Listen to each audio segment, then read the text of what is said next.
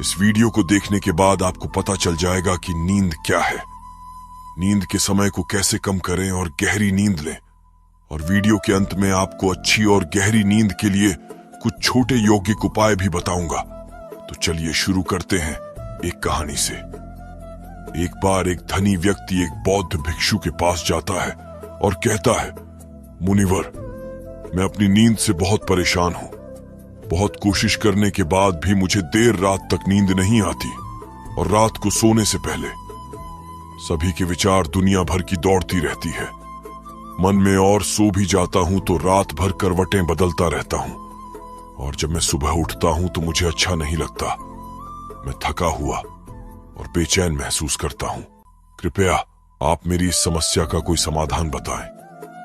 बौद्ध भिक्षु ने कहा, इससे पहले कि मैं आपको आपकी समस्या का समाधान बताऊं, मैं आपको गौतम बुद्ध की गहरी नींद के रहस्य के बारे में एक छोटी सी कहानी बताना चाहता हूं। उस व्यक्ति ने कहा, जैसी आपकी इच्छा मुनिवर। बौद्ध भिक्षु कहने लगे, तथागत गौतम बुद्ध जब सोते थे तो रात भर उसी अवस्था में रहते थे, कभी करवट नहीं बदलते थे।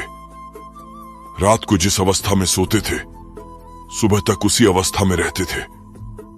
गौतम बुद्ध के एक शिष्य आनंद थे जो अक्सर उनके पास सोते थे। आनंद को यह बात बहुत खल रही थी कि जब भी रात में आनंद की आंखें खुलती तो गौतम बुद्ध उसी भौतिक अवस्था में पूरी रात कैसे गुजार सकते थे। तो वह हमेशा जानता था कि गौतम बुद्ध एक ही अवस्था में सो रहे हैं। यह बात उनके मन में कई सवाल पैदा करेगी। लेकिन एक दिन भिक्षु आनंद अपनी जिज्ञासा को रोक नहीं पाए और वह गौतम बुद्ध के पास गए। आधी रात को उन्होंने गौतम बुद्ध को जगाया। अपनी नींद से उठकर बोला, तथागत मुझे क्षमा करें। मुझे पता है कि यह आपसे प्रश्न पूछने का सही समय नहीं है, क्योंकि आप दिन भर चलते रहते हैं और लोगों को धम्म का ज्ञान देते हैं और उनकी समस्याओं का समाधान करें। लेकिन मेरी जिज्ञासा इतनी बढ़ गई है कि मैं सुबह तक का इंतजार नहीं कर सकता। इसीलिए कृपया मेरे प्रश्न का उत्तर दें और मेरी जिज्ञासा को शांत करें। भिक्षु आनंद ने आगे कहा, मैं पिछले 20 वर्षों से आपके साथ हूं और मैं देख रहा हूं कि आप पूरी रात एक ही अवस्था में बिताते हैं। आप जरा भी नहीं हिलते। तो क्या आप वास्तव में सोते हैं या आप नहीं सोते हैं? गौतम बुद्ध ने आनंद की ओर देखकर मुस्कुराते हुए कहा, मैंने अपने लिए सोने की सही मुद्रा खोज ली है। अब मुझे सोते समय हिलने डुलने की आवश्यकता नहीं है। मैं नींद में भी जागता रहता हूं जब तक मेरा शरीर सोता है, पर मैं जागता रहता हूं। सवाल यह नहीं है कि शरीर नींद की अवस्था में चलता है या नहीं। शरीर स्थिर अवस्था में क्यों नहीं रह सकता? वास्तविक कारण मन है। मन ही है जो शांत और स्थिर नहीं रह पाता और यही कारण है कि हम नींद की अवस्था में भी अपने शरीर को हिलाते रहते हैं। गहरी नींद की अवस्था में भी यह सारा काम हमारा मन ही करता है।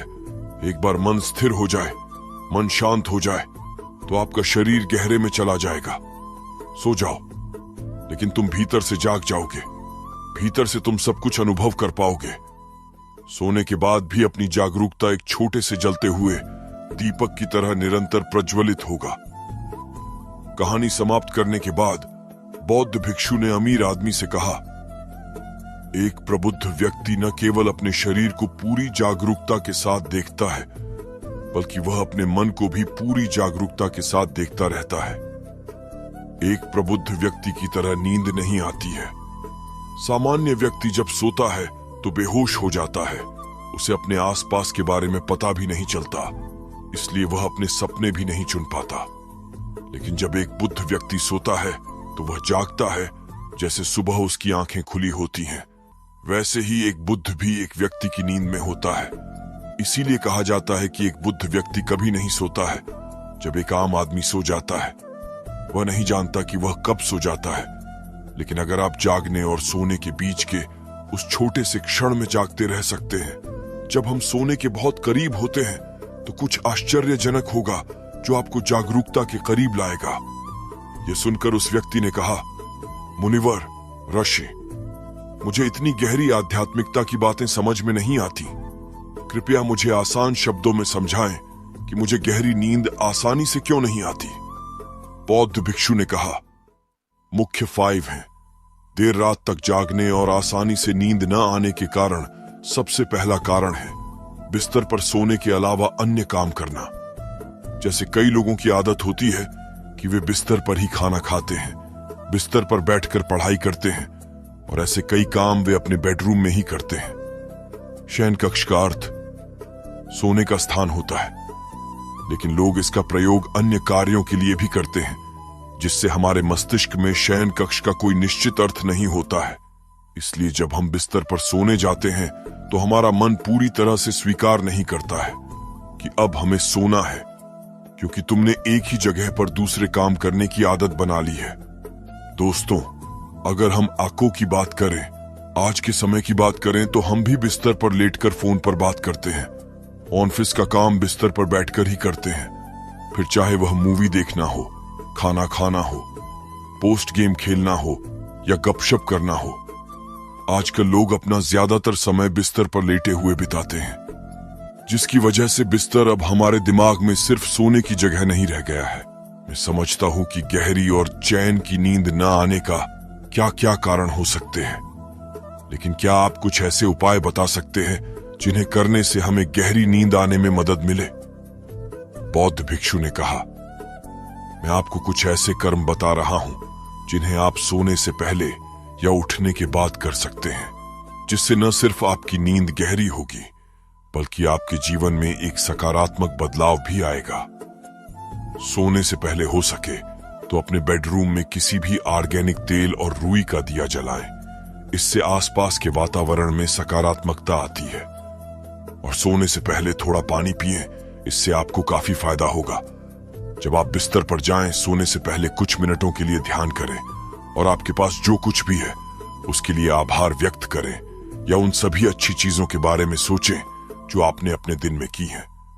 सुबह उठते ही अपने दोनों हाथों को आपस में रगड़कर अपनी आंखों पर रख लें। इससे आपका शरीर जागृत होता है और उठकर हमेशा दाहिनी करवट लें। हमेशा रात को जल्दी सोने की कोशिश करें ताकि आप सुबह जल्दी उठ सकें और पूरी नींद ले सकें। तो ये थे कुछ तरीके जिससे आप अपनी नींद को गहरी और आरामदायक बना सकते हैं। उस व्यक्ति ने बौद्ध भिक्षु को उसकी शिक्षा के लिए धन्यवाद दिया और वहां से चला गया। दोस्तों, अगर ये बातें आपको थोड़ी सी भी अच्छी लगी हो ना, तो इस वीडियो को एक लाइक जरूर करिएगा और अपने फैमिली मेंबर के साथ शेयर जरूर करिएगा। इस चैनल को सब्सक्राइब भी आप कर सकते हैं नीचे लाल बटन को दबाकर। मिलते हैं और अच्छी वीडियो के साथ, तब तक के लिए अपना ध्यान रखें।